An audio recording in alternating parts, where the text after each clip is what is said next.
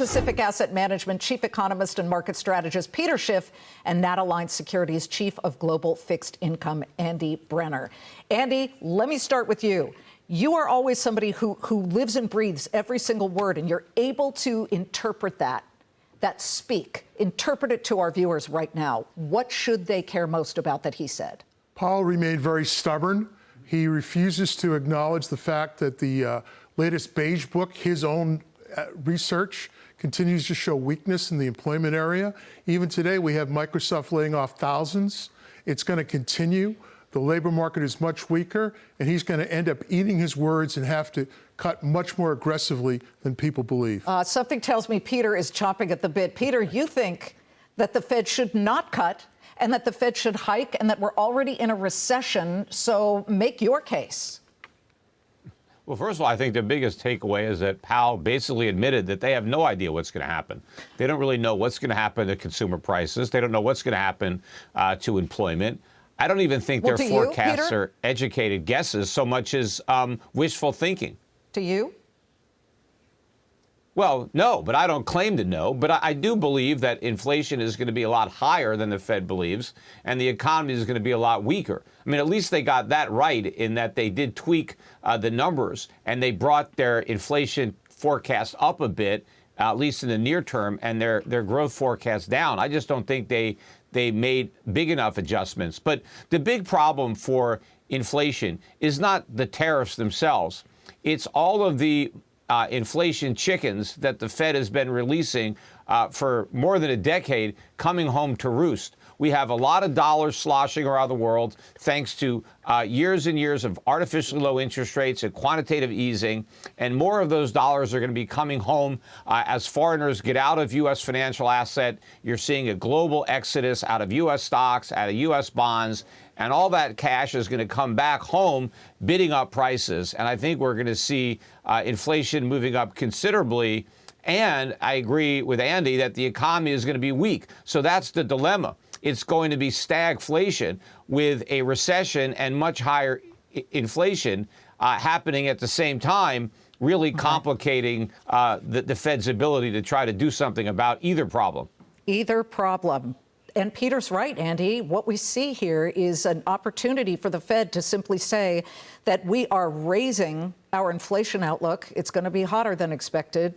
He kept pointing to tariffs, and then he also said growth is coming down. Are you alarmed by that? Yes, I am. I'm very much alarmed by that because I still think that rates should be much lower. And as far as inflation and tariffs go, I think the tariffs are much more deflationary than they are inflationary. And I think things are going to slow. I think you're going to see it slow down the economy even more. And once we get these unemployment numbers right, and they're absolutely wrong right now, I mean, just look at JOLTS. Last year, there were 10 million jobs out there. This year, there are 7.5 million, but yet the labor market's fine. Of course it's not. Labor market's horrible. And I think it's going to continue to get worse. So I see 3 cuts still this year, and I see 4 next year. Let's just listen to what Powell said when the markets started to go down into the red, and then we can assess exactly what it was that spooked the markets. Listen.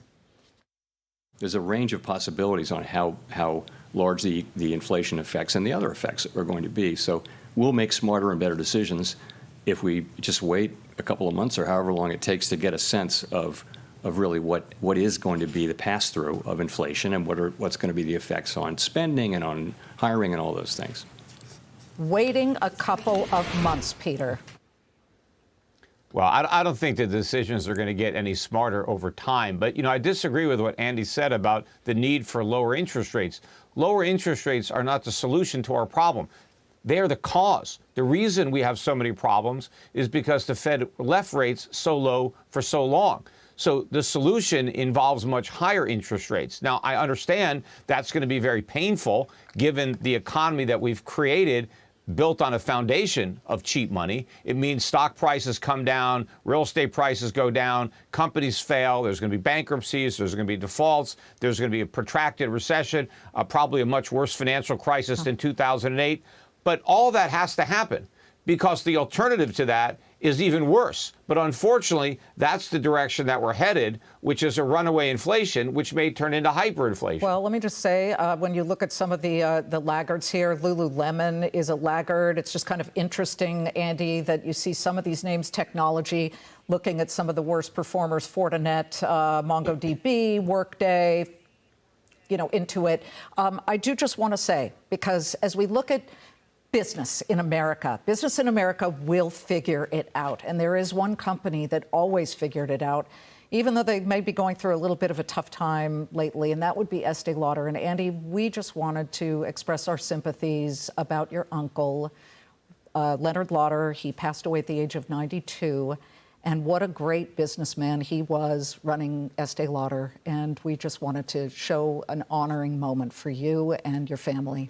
Liz, from my family, we really thank you for this. I was with my aunt last night. She's devastated, and we have the funeral tomorrow. It will be a packed house. Oh, I'm sure. Thousands. Yes. Thousands. What a great business leader. We appreciate it.